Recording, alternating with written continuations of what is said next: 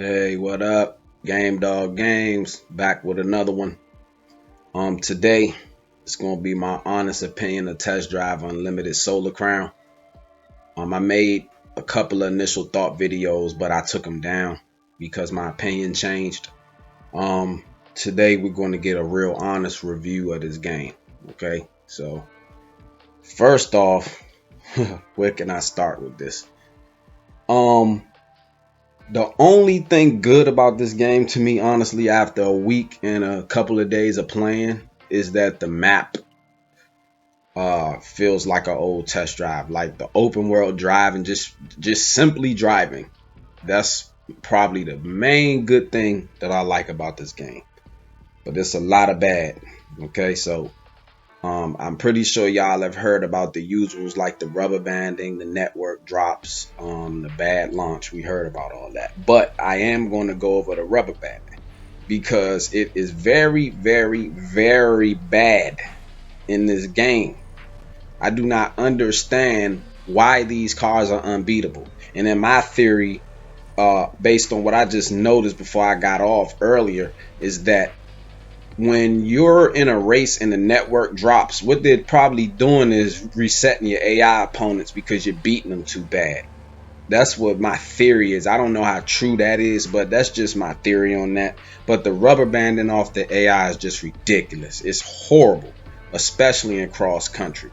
Okay, like if you don't have that buggy, you're going to lose, and it's not right. Like y'all need to fix that. Okay, I don't know why Eden Games and Atari couldn't make this game again, man. That would have been a dream. But let's get on to the next one. I think that it is a poor economy. The races don't pay enough and the cars cost entirely too much. And another horrible thing is that you have stuff behind level locks like the Lamborghini Urus, which you can't get until you're level 40. But it's a cross-country vehicle. And by the time you hit level 40, you'll be driving more sport and hypercars you want. You'll probably be past, your cross-country section of the game. So, it's just a lot to it. This game doesn't really live up to its predecessors. Okay, another thing I'm going to go over that I don't like is that the map is entirely too small. I don't care what anybody says. When you're blazing down the road at 200 miles an hour, 180 plus, you're going to travel pretty fast. Okay. And if you hear this video and had this game, I want you to take a good look at something. And I'm going to really show you how small this map is. See, everybody think this map is decent. Yeah, it's decent. But the open world driving is probably the only thing that this game has on Forza is the actual design of the map. Like it's a little city.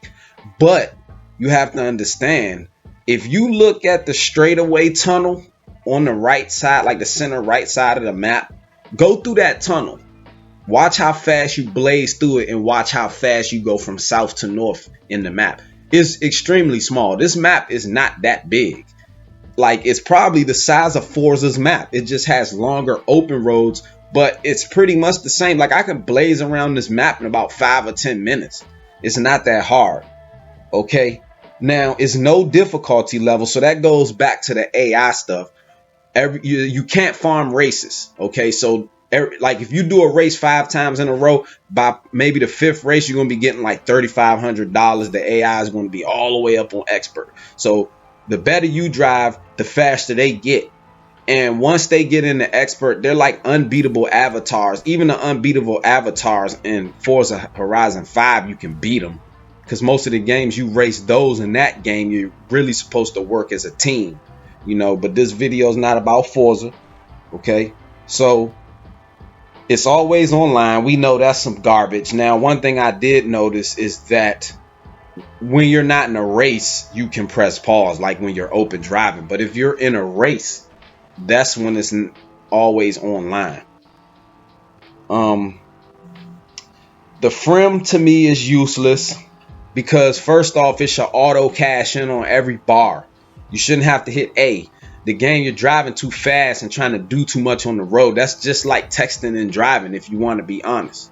Okay, so the Frem to me is useless because it should auto cash in. And secondly, the roads are extremely little on this map. They're thin. So the Frim is useless because in the older games, there were wide highways. I remember them being like 6 lanes apiece. They were wide highways, wider roads.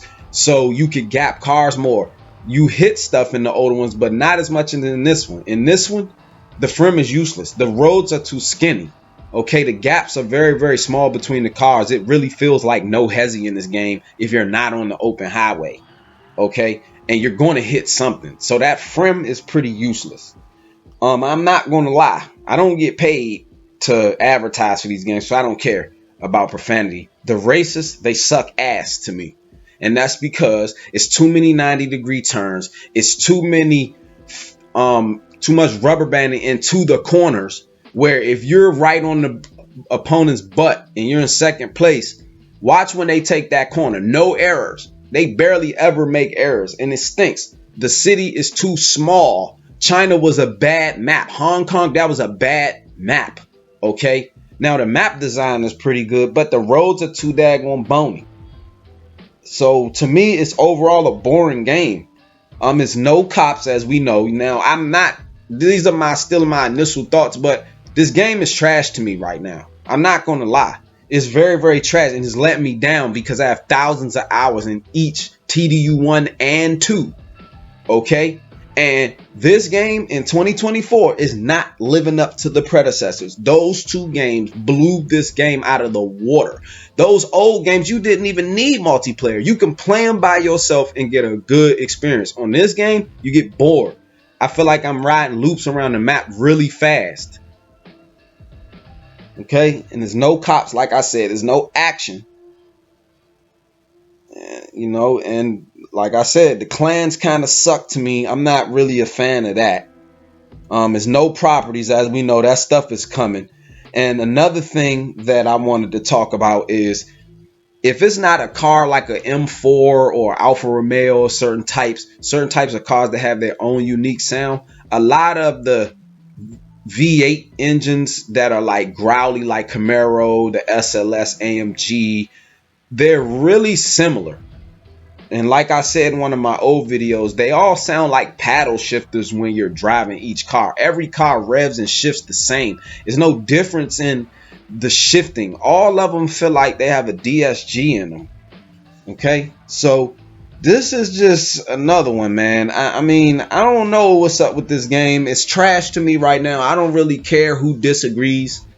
These are my thoughts on it. You know, I'm not going to ramble on too long, but this game needs a lot of work. It's not living up to the hype right now. I feel like I wasted $80. I bought it early, and I had good reviews on it for the first couple of days, even after the errors. But after playing this game and sinking into it, it's basically, it's poop. It's nothing. It gets boring really fast. It's not really as much as we thought. You can sink yourself into this game really quick, and you'll notice how little this map is. I've probably done like 100 laps around this map.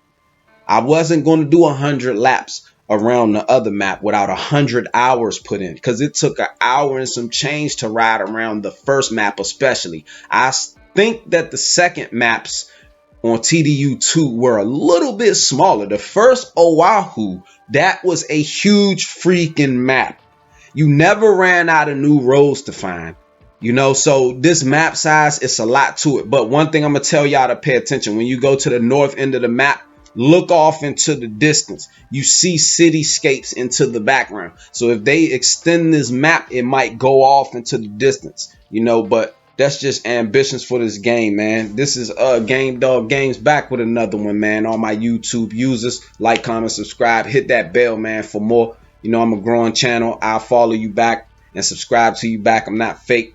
One of them punks, you know, that don't want to help the smaller channels. And all my TikTok users follow me, man. I'll follow you back. I'm active on there. Holla.